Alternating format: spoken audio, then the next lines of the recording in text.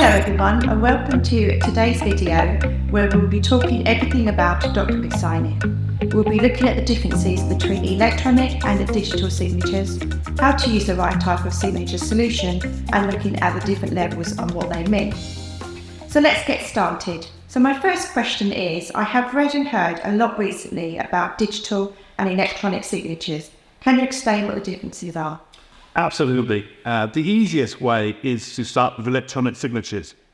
Now, electronic signature is simply an electronic version of a person's agreement to a document or data. This is intended to be the equivalent of a wet ink signature. In simple terms, it is an electronic version of a handwritten signature. Okay, I see. So I can scan a copy or use an image of my physical signature and that would be classed as an electronic signature. Yes, that's correct.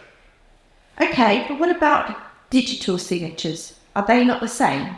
No. So a digital signature uses encryption methods to verify the contents of the document and the signer's identity, whereas an electronic signature serves evidence that the signer of the document has agreed to its contents. Okay, I'm not sure I understand the difference. Can you explain a bit more about digital signatures? Of course. So a digital signature is an enhanced level of electronic signatures which uses digital certificates known as PKI, or public key infrastructure, which legally proves the identity of a signer, which can be either an individual or a business, whereas electronic signature does not prove the identity. Okay, that's great to know that digital signature uses that PKI technology and that the identity is proven, but how does that actually work? Okay, so we're going to get a little bit technical now. When you apply a digital signature to a document using cryptography methods, such as PKI, as I just mentioned, it takes your digital certificate, which is used to verify your identity, to create a hash of your document. Now, a hash is simply a computer-generated algorithm, or otherwise known as a digital fingerprint. This hash is then encrypted using the signer's private key. Combining the hash and private key forms a digital signature. When a document is digitally signed and sent to someone, the recipient can then use the signer's public key to decrypt the document. This confirms the content of the document and sender is who they say they are. Recipients can use this to identify the document's originality, but they don't need any additional software to access the document. Oh yes, that was a little technical, but nicely broken down. And now I understand the differences of how they work. I'd like now to explore why digital signatures are important. Can you elaborate? Of course. Well, without them, it would be far too easy to dispute that the content of the document has not been altered. It also verifies the signer's identity, making them ideal for sensitive legal documents and contracts. Any changes made to a signed data or a document invalidates the whole signature. And it's good to know that once a document has been digitally signed, the content can be altered. I'm aware there is more than one type of digital signature though. Can you explain what these are? Yeah. So actually there are two main types, advanced and qualified. An advanced signature provides verification of the signer's identity and assurance that the document has not been tampered with, as I mentioned earlier. Whereas a qualified signature includes the characteristics of advanced, but also offers the highest level of assurance as it has to be issued by a qualified trust service provider and using a qualified signature creation device.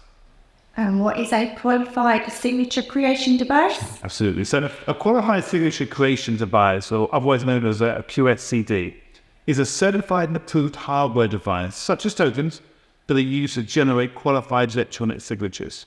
And you also mentioned qualified trust service provider. Can you explain what you mean by that too? Yeah, so a qualified trust service provider, which is also known as a QTSP, is an entity that has been granted the qualified status by a national supervisory body. That's great, thanks, I understand now. But now where can I get these digital certificates? Well, although widely available, the certificates to be trusted publicly and privately, digital certificates do need to be obtained from a certificate authority such as GlobalSign, that can issue, track and revoke certificates. Okay, great. I want to change the subject ever so slightly, but I believe still very much linked. And I know this sometimes can cause confusion too. I've heard the terminology about seals, and understand these to be something like the old-fashioned wax seal. Are these not the same as digital signatures? Yeah, so seals and digital signatures are very similar, to be fair. The main difference is that a digital signature can be associated to both a natural person or legal person or entity, whereas a seal is only associated to a legal entity. It's ideal for bulk signing of internal documents, for example, e-invoicing, where the emphasis is proving the document originates from a set organization rather than an individual. And as you say, it represents that wax seal, and you know the date and time that the document was actually sealed. Oh, okay, thanks. That definitely clears things up, and no wonder people get confused. But the difference is that you either apply a level of the signature appropriate to your business needs, whether that is advanced or qualified, or indeed it can be a seal. But that leads me on to asking, how would I know what solution or type of signature that I should be using? Well, before you start, you do need to ascertain the regulation requirements and risk associated with your particular signing needs. A simple electronic signature is best used for kind of low volume signing requirements and non-regulated industries. There's no real risk, such as signing a receipt of a training session or an internal memo. An advanced electronic signature is a digital signature ideal for high volume signing needs and for regulated industries and requires basic identity vetting. Good examples are signing off expenses, purchase orders to a certain level, or medium risk internal documents. And then we have qualified electronic signatures, which offer the highest level of security and assurance with non-reputable document signing and are legally binding, conforming to the highest requirements regulations such as eIDAS and eSign. These are ideal for signing high-demanding purchase orders, contracts, sending HR documents, up-to-date drawings, etc. Okay, I know we have a number of different solutions here at GlobalSign. Can you give me a very brief overview of what solutions we do have?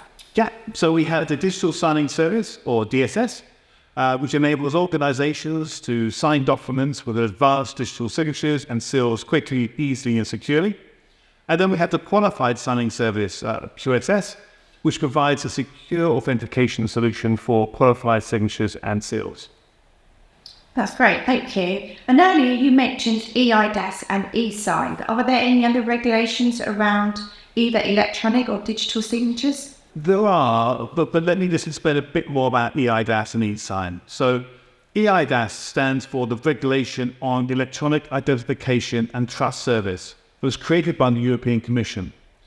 It helps establish trust in electronic transactions between individuals, organizations, and government entities across the European member states. eSign is the US Electronic Signatures in Global and National Commerce Act, and that's from 2000. And that legislated that electronic signatures are legal in every state and US territory where federal law applies. Well, what about other countries? Are there any other regulations that our customers need to be aware of? Well, there are. There are quite a few different e-signature laws, and customers should really check the local requirements before implementing the solution just to make sure. Well, thank you very much for all this information, and I hope this helps viewers to understand the differences between electronic signatures versus digital signatures, the levels of trust and what they can be used for. If you would like to learn more about GlobalSign different solutions or to talk to one of our experts, don't hesitate to get in contact.